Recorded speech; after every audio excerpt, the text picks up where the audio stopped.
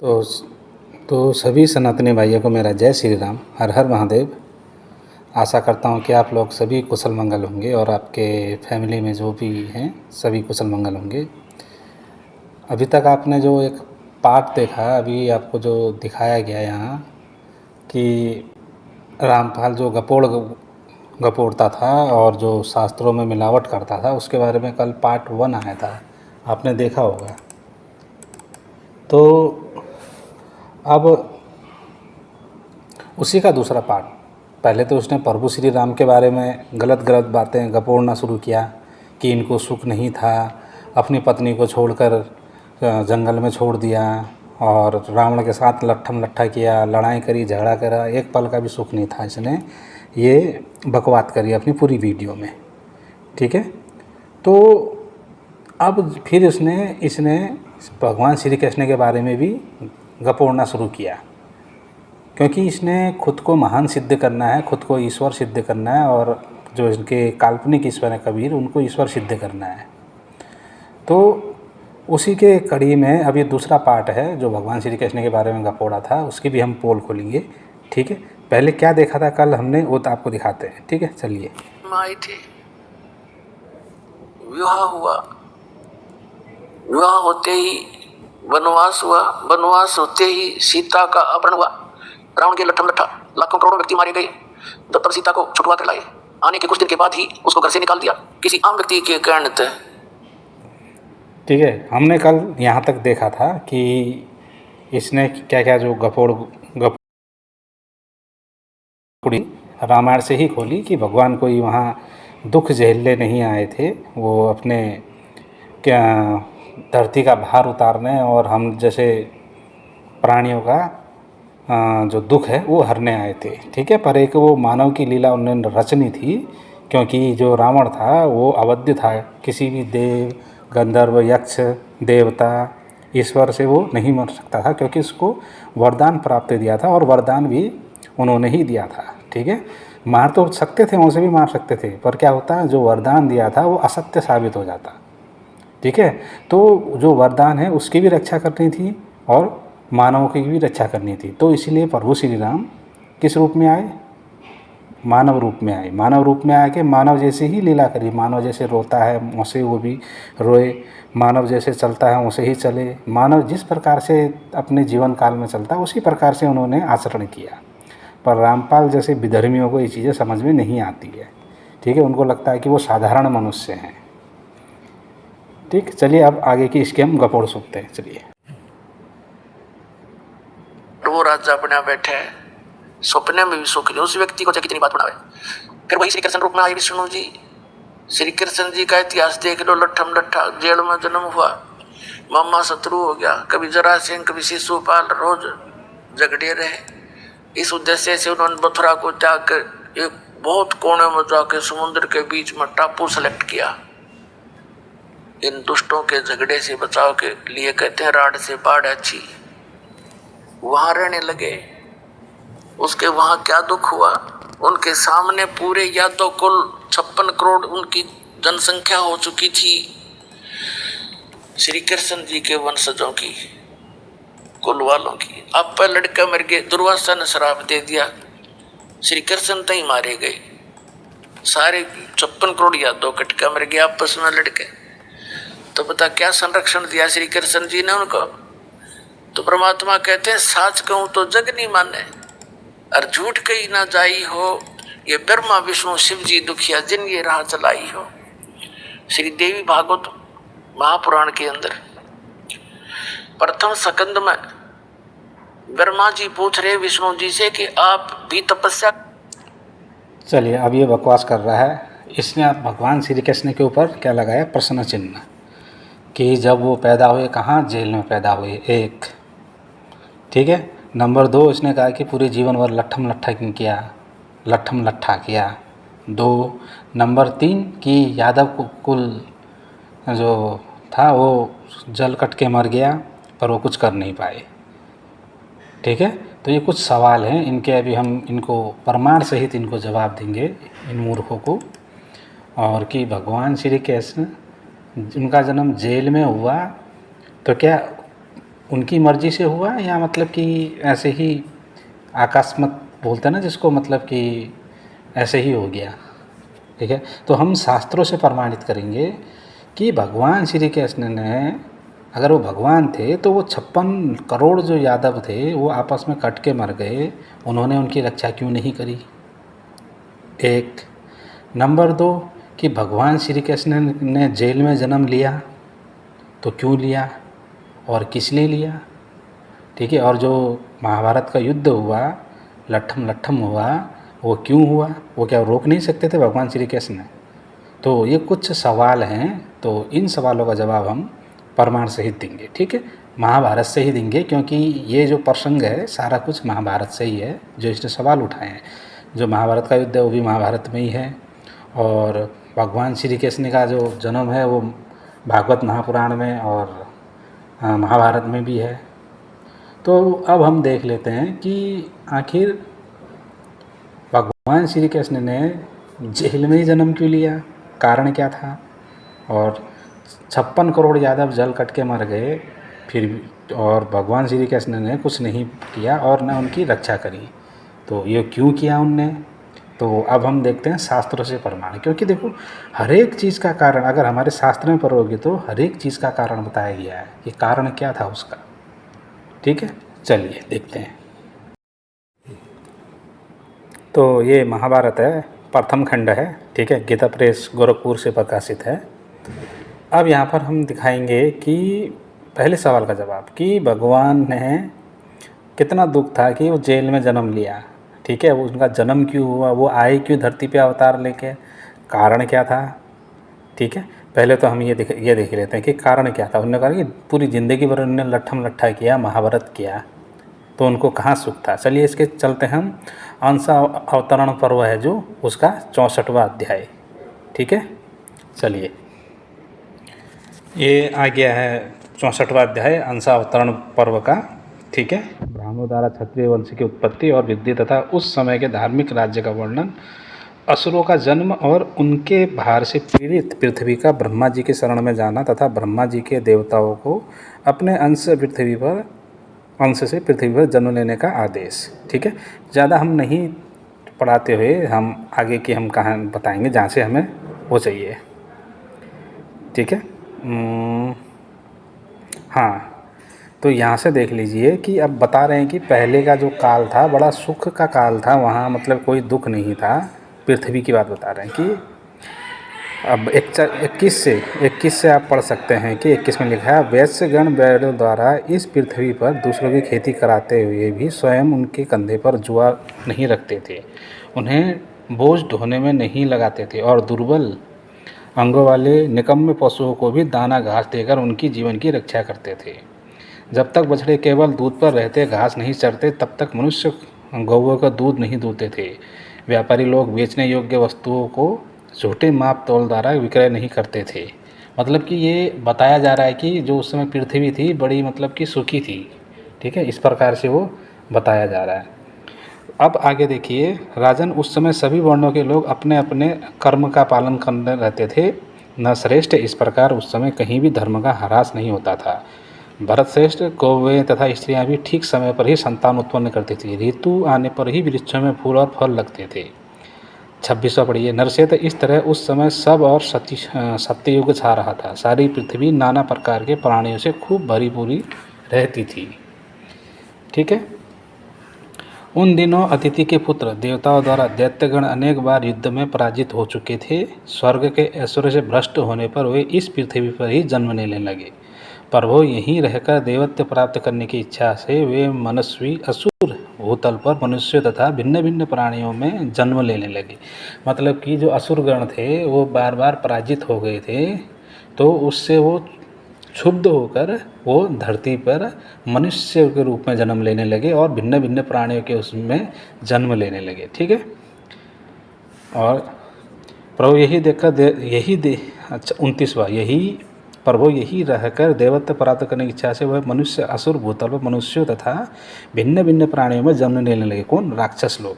राजेंद्र गौवें, घोड़ों, गधों, ऊँटों, भैंसों, कच्चे मांस खाने वाले पशुओं, हाथियों और मृगों की योनि में भी यहाँ असुरों का जन्म लिया और अभी तक वे जन्म धारण करते जा रहे थे। उन सब से यह पृथ्वी इस प्रकार भर गई कि अपने आप को भी धारण करने में समर्थ न हो सकी। मतलब कि ये इतने फैल गए थे, इतने मतलब कि इन्होंने राक्षस जो विभिन्न योनियों में आ गए थे, वो खुद को धारण करने में समर्थ नहीं हो पाई। कौन? पृथ्वी। अब 32 और 33वां देखिए। स्वर्ग से इस लोक में गिरे हुए तथा राजाओं के रूप में उत्पन्न हुए कितने ही दैत्य और दानव अत्यंत मद से उत्पन्न रहते थे। वे पराक्रमी होने के साथ ही अहंकारी भी थे। अनेक प्रकार से रूप धारण कर अपने शत्रुओं का मर्दन करते हुए समुद्र पर्यज सारी पृथ्वी पर विचरते रहते थे। 34वां। वे ब्राह्मणों, क्षत्रिय, वैश्य तथा शूद्रों को भी सताया करते थे। अनन्याय जीवों को भी अपने बल और पराक्रम से पीड़ा देते थे। राजन, वे असुर लाखों की संख्या में उत्पन्न हुए थे और समस्त प्राणियों को डराते, धमकाते तथा उनकी हिंसा करते हुए भूमंडल में सब और घूमते रहते थे। वे वेद और ब्राह्मण के विरोधी, पराक्रम के नशे में चूर तथा अहंकार और बल से मत वाले होकर इधर उधर आश्रमवासी महर्षियों को भी तिरस्कार करने लगे। महर्षियों का भी तिरस्कार करने लगे वो। ठीक है।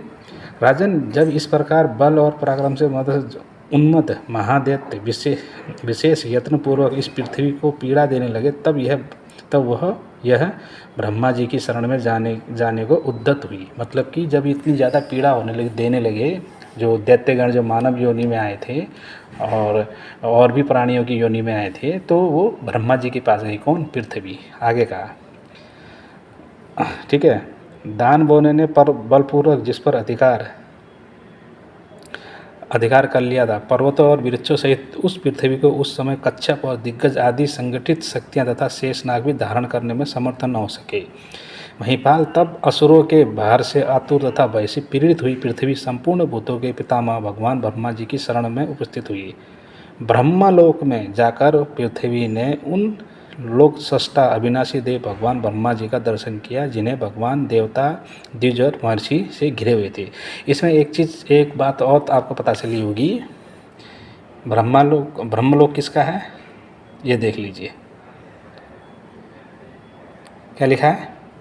ब्रह्मलोक में कौन? ठीक है। ब्रह्मलोक में कौन है? ये जो कहते हैं ना कि ब्रह्मलोक पर्यंत पुनरावर्ती में है, तो हम कहते हैं कि जो ब्रह्मलोक है वो ब्रह्मा जी के लोक की बात हो रही है। तो ये बोलते हैं कि ना तुम लोग झूठ बोल रहे हो।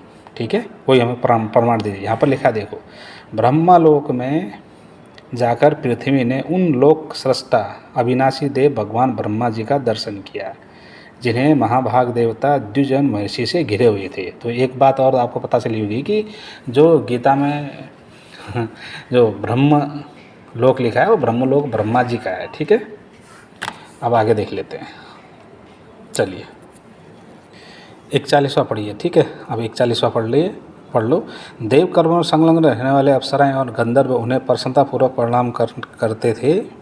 पृथ्वी उनके निकट जाकर प्रणाम किया। भारत तदंतर शरण चाहने वाली भूमि ने समस्त लोकपालों के समीप अपना सारा दुख ब्रह्मा जी से निवेदन किया। राजन, स्वयंभू ब्रह्मा सबके कारण रूप है, अतः पृथ्वी पर जो आवश्यक कार्य था वह उन्हें पहले से ही ज्ञात हो गया था।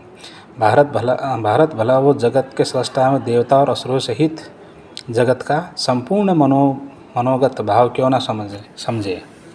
ठीक है, तो अब 43वां पढ़िए। महाराज, जो इस भूमि के पालन और प्रभु हैं, सबकी उत्पत्ति के कारण तथा समस्त प्राणियों के अधीश्वर हैं, वे कल्याणमय प्रजापति ब्रह्मा जी उस समय भूमि से इस प्रकार बोले, वसुंधरे, तुम जिस उद्देश्य से मेरे 46वां, ठीक है, वसुंधरे, तुम जिस उद्देश्य से मेरे पास आई हो उसकी सिद्धि के लिए मैं संपूर्ण देवताओं को नियुक्त कर रहा हूँ। संपूर्ण भूतों की सृष्टि करने वाले भगवान ब्रह्मा जी ने ऐसा कहकर उस समय पृथ्वी को विदा कर दिया और समस्त देवताओं को आदेश दिया कि देवताओं, तुम इस पृथ्वी का भार उतारने के लिए अपने अपने अंश से पृथ्वी के विभिन्न भागों में पृथक पृथक जन्म ग्रहण करो। वहाँ असुरों के विरोध करके अभिष्ट उद्देश्य सिद्धि करनी होगी। इस प्रकार भगवान ब्रह्मा जी ने संपूर्ण गंधर्वों और अप्सराओं को भी बुलाकर वह अर्थ साधक वचन कहा। तुम सब लोग अपने अपने ब्रह्मा जी बोल रहे हैं, अपने अपने अंश से मनुष्यों में इच्छा अनुसार जन्म ग्रहण करो। तदंतर इंद्र आदि सभी देवताओं ने देवगुरु ब्रह्मा जी की सत्य अर्धसाधक और हितकर बात सुनकर उस समय उसे शिरोधार्य कर लिया। अब वे अपने अपने अंश से भूलोक में सब और जाने का निश्चय करके शत्रुओं का नाश करने वाले भगवान नारायण के समीप वैकुंठ धाम जाने को उद्यत हुए, जो अपने हाथों में चक्र गदा धारण करते हैं, पीताम्बर पहनते हैं, जिनके अंगों में स्थित कांति श्याम रंग की है, जिनकी नाभि कमल का प्रादुर्भाव हुआ है, जो देव और शत्रुओं को नाशक तथा विशाल और मनोहर नेत्र से युक्त हैं, जो प्रजापतियों के पति दिव्य स्वरूप देवताओं के रक्षक महाबली श्री वत्स चिन्ह से सुशोभित इंद्रियों के अधिष्ठाता तथा संपूर्ण देवताओं द्वारा पूजित है, उन भगवान पुरुषोत्तम के पास जाकर इंद्र ने उनसे कहा, प्रभु आप पृथ्वी का शोधन भार हरण करने के लिए अपने अंश अवतार ग्रहण करें। तब श्री हरि ने तथास्तु कहकर उनकी प्रार्थना स्वीकार कर ली। तो किस लिए आए थे भगवान श्री कृष्ण? पृथ्वी का भार उतारने। ये मूर्ख क्या कह रहा है? ये मूर्ख कहता है रामपाल कि उनको दुख मतलब अपनी मर्जी से नहीं आए। ठीक है, जब अगले अध्याय में पढ़ोगे राजन, अगले अध्याय का प्रथम श्लोक पढ़िए। राजन, देवताओं सहित इंद्र ने भगवान विष्णु के साथ स्वर्ग एवं वैकुंठ से पृथ्वी पर अंशतः अवतार ग्रहण करने के संबंध में कुछ सलाह की।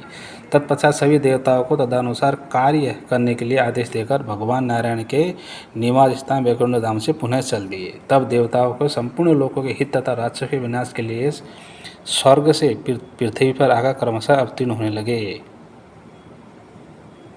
ठीक है, अब जब ये पूरा आप पढ़ोगे ना, ये अब शंभ पर्व आ गया, इसमें आप पढ़ोगे तो इसमें समझ में आ जाएगा कि भगवान श्री कृष्ण उन जो कौरव की जो सभा में थे, कौरव जो थे वो थे क्या? वो थे राक्षस। उन्होंने मानव योनि में जन्म लिया था। उन्होंने मानव योनि में जन्म लिया था तो उनका नाश जरूरी था, क्योंकि वो पृथ्वी पर हुड़दंग मचा रहे थे, जैसे रामपाल मचा रहा है, तो उनका नाश जरूरी था। अब रामपाल बोलता है कि वो पूरी ज़िंदगी भर युद्ध किया। अरे मूर्ख, वो आए ही इसीलिए थे पृथ्वी का भार उतारने। अब जिस कार्य के लिए वो आए हैं वो कार्य नहीं करेंगे क्या? ठीक है, तो ये हो गया इसका पहले सवाल का जवाब कि उनको दुख नहीं था, वो हमारे ही कल्याण के लिए इस धरती पे आए थे। मूर्खों, अपनी मर्जी से आए थे। अब इसका दूसरे सवाल का जवाब कि 56 करोड़ यादव आपस में कट के मर गए, पर भगवान श्री कृष्ण ने कुछ भी नहीं बचाया। अगर वे ईश्वर होते तो बचा सकते थे ना। चलो इसका जवाब भी अब तुम्हें देते हैं। चलिए, हाँ, तो ये महाभारत का छठा खंड है, जिसमें मौसल पर्व का, ठीक है, जो मौसल पर्व का ये 8वां अध्याय है, 8वां अध्याय है। जब अर्जुन कुछ स्त्रियों को लेकर जो वहाँ से निकले थे, तो रास्ते में कुछ डाकुओं ने उनको लूट लिया था। और उस समय क्या हुआ था, जो अर्जुन के जो बाण थे, तलवारें थी, वो कुछ काम नहीं लगी, मतलब उन्होंने काम करना ही बंद कर दिया। तो जब वहाँ से जब उनका जो स्त्रियाँ थी उनका अपहरण हुआ, तो उससे बड़े दुखी हुए अर्जुन। ठीक है, अर्जुन जब ये चीज़ सब होते हुए जब हुआ, तो उसके बाद फिर ये कहाँ गए? ये व्यास जी से के पास गए। तो व्यास जी से उन्होंने बात करी। बोले राजन, यहाँ पर यशपान जी बोल रहे हैं कि राजन, सत्यवादी व्यास जी के आश्रम में प्रवेश करके अर्जुन ने देखा कि सत्यवती नंदन मुनिवर व्यास एकांत में बैठे हुए हैं।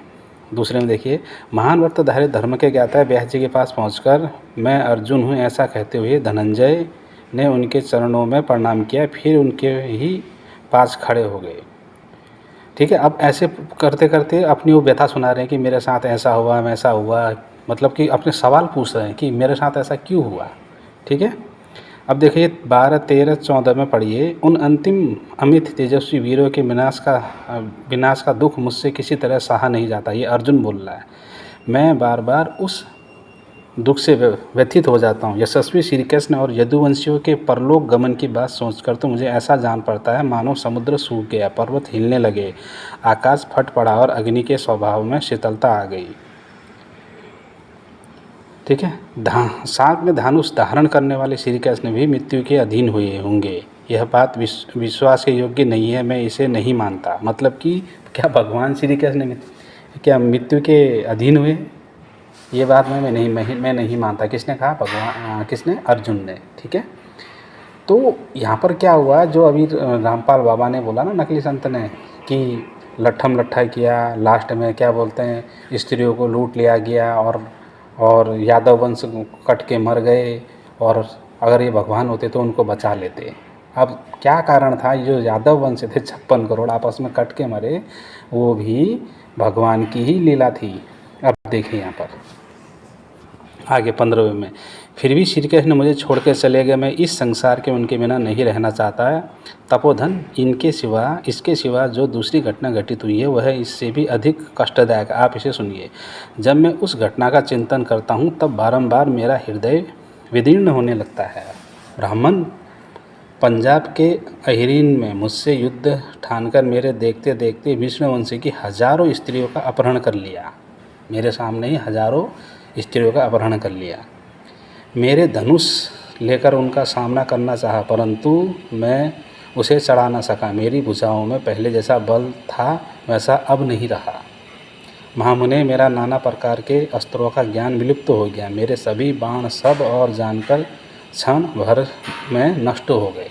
देखिए, जिनका स्वरूप अप्रेम्य है, जो शंख चक्र और गदा धारण करने वाले, चतुर्भुज पीताम्बरधारी, श्याम सुंदर तथा कमल बदन के समान विशाल नेत्रों वाले हैं, जो महातेजस्वी प्रभु शत्रुओं की सेनाओं को भस्म करते हुए मेरे रथ के आगे आगे चलते थे, उन्हीं भगवान अच्युत को अब मैं नहीं देख पाता हूँ।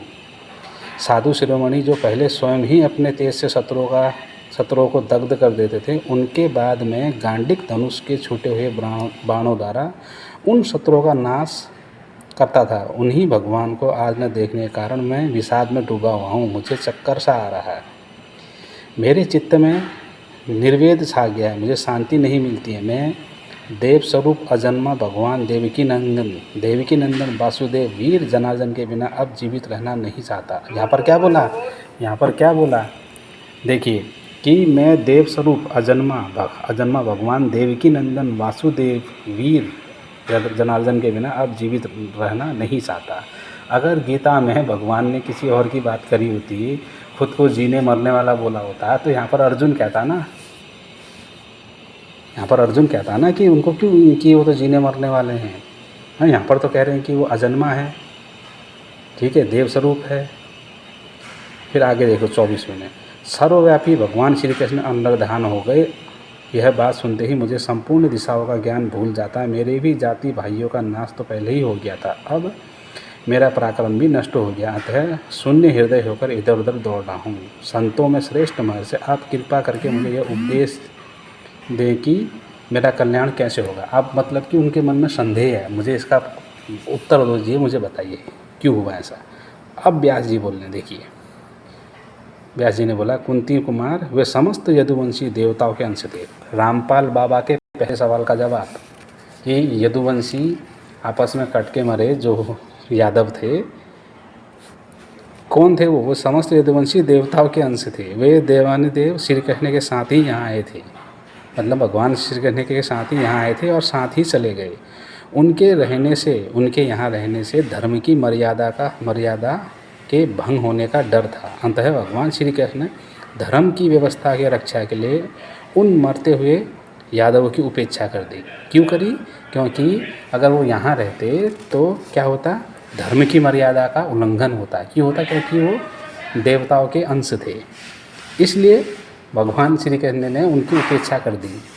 ठीक है, आगे देखिए 25-26वें, कुरुश्रेष्ठ विष्णु और अंधका वंश के महारथी ब्राह्मणों के शाप से दग्ध होकर नष्ट हुए हैं। अतः तुम्हें इनके लिए शोक न करो। उस महानस्वी वीरों की भविष्यता ही ऐसी थी कि उनको प्रारब्ध ही वैसा बन गया था। यद्यपि भगवान श्री कृष्ण उनके संकट को टाल सकते थे, मतलब कि जो संग है उनका संकट को टाल सकते थे, तथापि उन्होंने इसकी उपेक्षा कर दी। श्री कृष्ण तो संपूर्ण चराचर प्राणियों से तीनों लोकों की गति को पलट सकते हैं। फिर उन महानवी वीरों को प्राप्त हुए श्राप को पलट देना उनके लिए कौन सी बड़ी बात थी। मतलब कि जो श्राप प्राप्त हुआ था ऋषि दुर्वासा का, उस श्राप को पलट देना भगवान श्री कृष्ण के बाएं हाथ का खेल था। पर उपेक्षा किस लिए करी? पहले तो वो अवध्य थे, वो किसी मानव से नहीं मरते, तो वो धर्म की रक्षा के लिए, धर्म की स्थापना के लिए, धर्म की मर्यादा को बनाए रखने के लिए भगवान श्री कृष्ण के साथ ही वो आए थे, भगवान श्री कृष्ण के साथ ही वो चले गए। पर इस मूर्ख ने कभी ये ना रामायण पढ़ी ना महाभारत पढ़ी। तो रामपाल के अंधभक्त तो जवाब मिल गया होगा, क्यों नहीं रोका ये? क्योंकि धर्म की मर्यादा का उल्लंघन होने का डर था, क्योंकि वो देव के अंश थे। ठीक है, अब आगे बोला, देखो यहाँ पर साफ साफ लिखा है 27 श्लोक में, देखिए, यद्यपि भगवान श्री कृष्ण उनके संकट को टाल सकते थे, मतलब कि टाल सकते थे, तथापि उन्होंने इसकी उपेक्षा कर दी। श्री कृष्ण तो संपूर्ण चराचर प्राणियों सहित तीनों लोकों की गति को पलट सकते हैं, फिर भी उन महानस्वी वीरों को प्राप्त हुए सांप को पलट देना उनके लिए कौन सी बड़ी बात थी। तो आज समझ में आया होगा। अब आगे देखिए क्या बोला, तुम्हारे देखते देखते स्त्रियों का जो अपहरण हुआ है उसमें भी देवता का एक रहस्य है। वे स्त्रियां पूर्व जन्म में अप्सराएं थीं, उन्होंने अष्टावक्र मुनि के रूप का उपहास किया था। पहले क्या थी? वो अप्सराएं थी, जो स्त्रियां लूटी गई, जो स्त्रियों का अपहरण हुआ। ठीक है, मुनि के साथ दिया था, तो तुम लोग मानवीय हो जाओ और दस्युओं के हाथ में पड़ने पर तुम्हारा इस शाप से उद्धार होगा। इसलिए तुम्हारे बल का क्षय हुआ, जिससे वे डाकुओं के हाथ में पड़कर उस शाप से छुटकारा पा जाए। अब वे अपना पूर्व रूप और स्थान पा चुके हैं, अतः उनके लिए भी शोक करने की आवश्यकता नहीं है। पढ़ लिया कि पूर्व में क्या थी? वो अप्सराएं थी, जो अष्टावक्र जो वो थे ऋषि थे, मतलब 8 जगह से वो मुड़े हुए थे, तो उनका उपहास उड़ा दिया था। उन्होंने फिर उनको श्राप दे दिया था कि तुम भी मेरी तरह हो, मतलब कि एक स्त्री का रूप धारण करोगे, और जब तुम्हें कोई डाकू छुएगा या लूटेगा तुम्हें, तो उसके बाद तुम इस श्राप से मुक्त हो जाओगे। तो अब वो श्राप से मुक्त हो गए और अपने पूर्व स्थिति में आ गए हैं। तो ये थी पूरी कहानी। चलिए एक बार बाबा की शक्ल देख लेते हैं। ठीक है, बाबा की शक्ल देखने का मन नहीं करता, चलो ये थी कहानी पूरी। ठीक है, और जो यादव वंश थे, जो यादव थे, वो 56 करोड़, वो भगवान श्री कृष्ण के साथ ही आए थे, भगवान श्री कृष्ण के साथ ही चले गए। वो देवताओं के अंश थे और वो अवध्य थे, किसी से भी नहीं मरते। तो आपस में इसलिए भगवान श्री कृष्ण ने ये लीला रची। ठीक है, तो इस वीडियो को ज़्यादा से ज़्यादा शेयर करें और लोगों के पास पहुंचाएं कि ये रामपाल जो नकली संत है लोगों को कैसे भ्रमित करता है। ठीक है, तो आज के लिए इतना ही। सभी को जय श्री राम, हर हर महादेव।